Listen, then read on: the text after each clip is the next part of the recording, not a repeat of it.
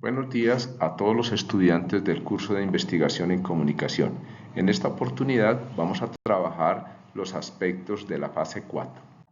En primer lugar está el estado del arte, que consiste en situar nuestra investigación en un campo de reflexión donde convergen otras investigaciones que ya se han realizado y que nosotros podemos aprender de ellas, bien sea para avanzar en el tema o bien sea para plantear cosas nuevas. Para eso tenemos que tener claro de que nuestra investigación no parte de cero, ya se han hecho otras investigaciones al respecto. ¿Qué se pide para este apartado? Que los estudiantes revisen en Google Académico o puede ser en otras bases de datos como Direct Science o Scopus u otras bases de datos académicas artículos científicos que estén relacionados con el tema de nuestra investigación. Se pide mínimo citar 5 referencias. Estas 5 referencias deben tener las normas APA. Especialmente en el formato, tiene que tener el título de la investigación, el año de publicación, los autores, el objetivo de la investigación, la metodología muy sintética, resumida, un resultado importante y una conclusión del trabajo. Adicionalmente, una vez que se hace esa descripción, que tiene que ir en máximo en un párrafo, tiene que hacer un comentario o una reflexión de cómo se relaciona esa investigación con su trabajo y su propuesta de investigación. El segundo elemento que vamos a trabajar es la perspectiva o marco teórico conceptual. Aquí el estudiante debe desarrollar una propuesta con diversos conceptos que orientan su investigación. Eso los podemos extraer básicamente de la pregunta de investigación o del objetivo general de la investigación, que quiere decir cuál es el lente, cuáles son los conceptos con los cuales nosotros vamos a analizar nuestra propuesta o cuáles son las teorías además desde las cuales nosotros fundamentamos nuestras ideas. Este apartado debe escribirse en un texto argumentativo. No se trata de hacer un listado de conceptos, tampoco, pero sí es necesario hacer una especie de ensayo reflexivo donde diga usted cuáles son los postulados, las ideas, las teorías y los conceptos que resultan pertinentes para pensar la propuesta de investigación o el fenómeno que usted está analizando o que usted está investigando. Tenga presente que aquí es necesario trabajar con normas APA y tener en cuenta la fuente de la cual usted está referenciando la teoría o el concepto o el autor con el cual va a trabajar. En algunos casos se va a requerir el marco jurídico o el marco institucional o el marco histórico, pero esto es opcional. Aquellas propuestas que ustedes consideren que hay normatividades vigentes y que sustentan su trabajo investigativo, o por ejemplo un plan de desarrollo, puede ser nacional, departamental o municipal, o un marco histórico que tiene que ver con un trabajo de algo que ya viene trabajándose desde hace mucho tiempo. Todos estos marcos sí ayudan a explicar lo que ha pasado en ese tema y aportan para entender un poco su propuesta, entonces es necesario diligenciar. De lo contrario, no. El diseño metodológico consiste en pensar cómo vamos a hacer la recolección de información. Para la evaluación de este apartado vamos a tener en cuenta, primero, que exista coherencia entre lo que usted está planteando como problema, como pregunta y como objetivos y el diseño metodológico. El diseño metodológico lo que se pregunta es cómo usted va a hacer esta indagación. ¿Con qué métodos, con qué técnicas, con qué instrumentos?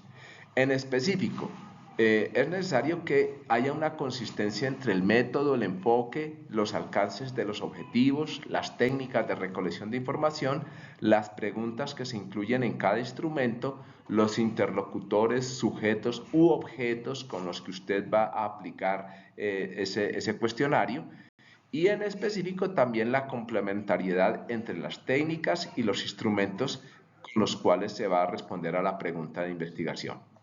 Entonces se piden en este diseño metodológico. Por un lado, el método, que puede ser cualitativo, cuantitativo o mixto. Debe seleccionar uno. cualitativo cuando hay un fenómeno cuyas cualidades de cambios de comportamiento, por ejemplo, son los que se van a indagar, o la mentalidad o la parte cultural.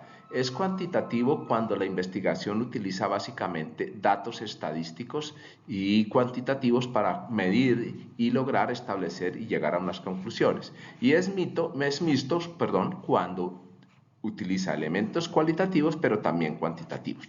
El enfoque puede ser empírico-analítico, o sea, básicamente aquel que es cuantitativo, donde digamos a partir de un análisis de datos se llega a una conclusión.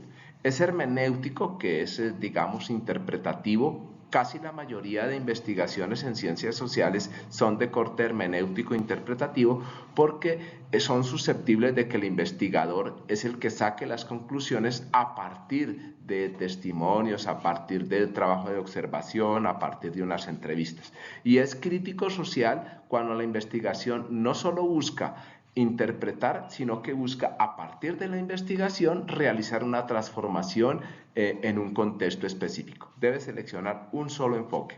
Y finalmente, el alcance, que puede ser exploratorio cuando esa investigación, el tema es un tema nuevo, que casi no se ha investigado o no se ha investigado, entonces hay un trabajo exploratorio.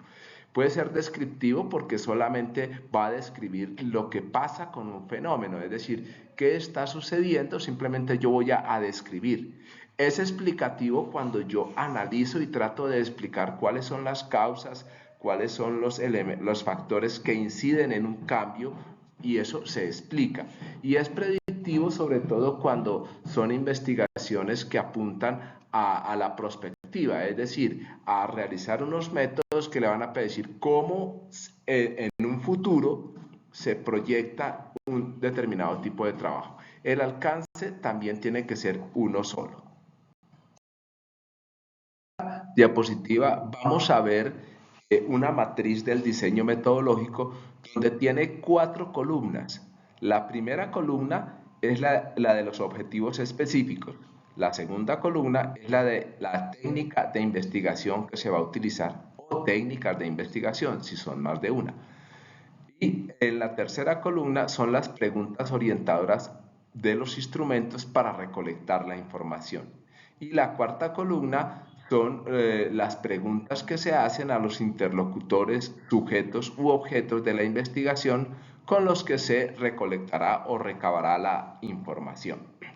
Para tener en cuenta esto, miren que en el primer objetivo se escribe acá tal cual como se planteó.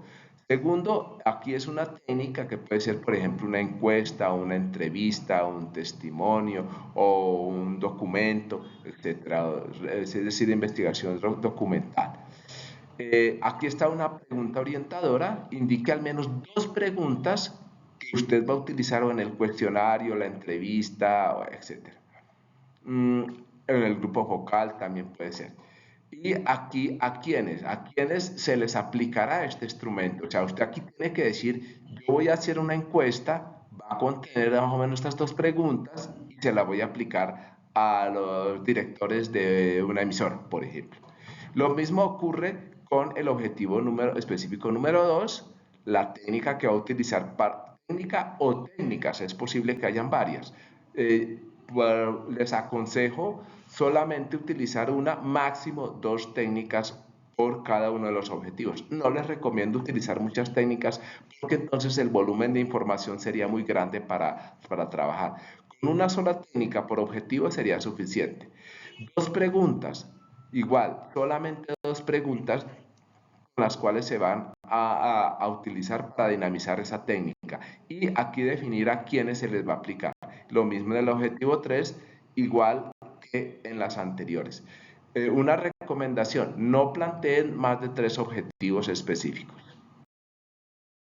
Y eso fue todo en la cuarta y última reunión de la fase 4 de los últimos elementos. Ya no tendremos otra reunión, sino que a partir de este momento, quienes soliciten asesoría, los grupos que soliciten asesoría para complementar estos aspectos, me pueden escribir al correo interno del curso y con mucho gusto programaremos la respectiva asesoría.